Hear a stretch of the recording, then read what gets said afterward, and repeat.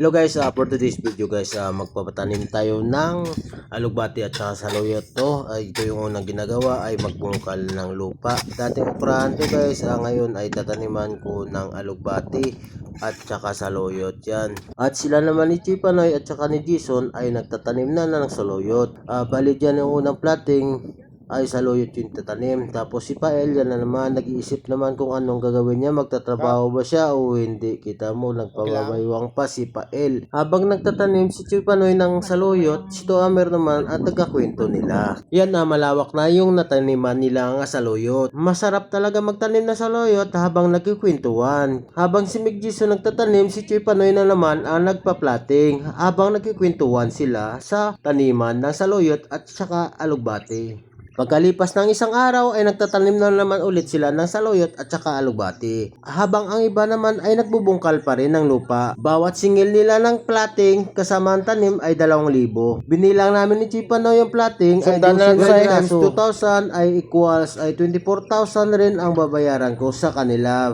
Bawat tao dyan ay paiba-iba yung kuha nila pag plating. Meron 2, meron 1, meron 3. Depende sa kanila kung ilan ikukunin nila.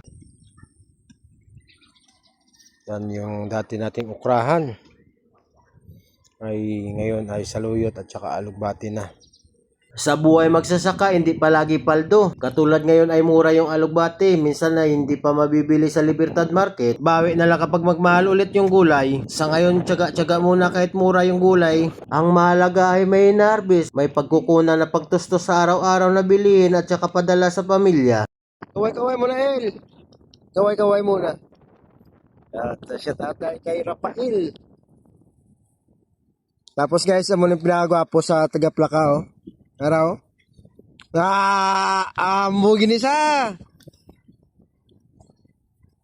Yan, dito naman tayo kay Chipanoy at saka kay Mick Jason. Ganyan yung proseso sa pagtatanim ng saluyot o alugbati. Mano-mano yung pagplating nila ngayon kasi wala tayong makuha na kalabaw o mag-araro. Dahil yung kalabaw ni Chiquitoy Pancho ay buntis. Dito naman sa kabila, nagtatanim naman sinungdap yun ng alugbati. Ganyan magtanim ng alugbati, dapat basa pa yung putik at bagong plating. Kapag matigas kasi yung putik, mahirapan ka na magtanim. At si Pael naman ay nagtatanim ng saluyot. Bali 4 na saluyot at saka 8 alugbati ay tatanim dito sa aking project. Yan naman yung punla na saluyot na tinatanim ni Pael. Pagkatapos sila magtanim, nag-aantay na lang tayo ng 1 buwan para marbisan. Ang gagawin naman natin dyan ay aalagaan na lang natin yung saluyot at saka alugbati. Abono at saka dilig na lang ang pag-aalaga natin dyan. Ganon na rin sa pagdadamo. Ito naman yung punlaan namin ng alugbati. Bali 3 lungnik na alugbating pinula namin dyan. Sana magkasya yung punla natin sa ating project na patanim. Bali pagkatapos kumuha ng punla ni Mick Jason, ay tinatanim niya na yung kinuha niyang punla. Ganyan naman magtanim ng alugbati. Sana pala rin tayo mag-harvest na mahal yung alugbati at saka saluyot. Kasi ngayon bagsak talagang presyo ng gulay. Yun lang muna guys. Please like and share na rin po mga videos ko. Maraming salamat.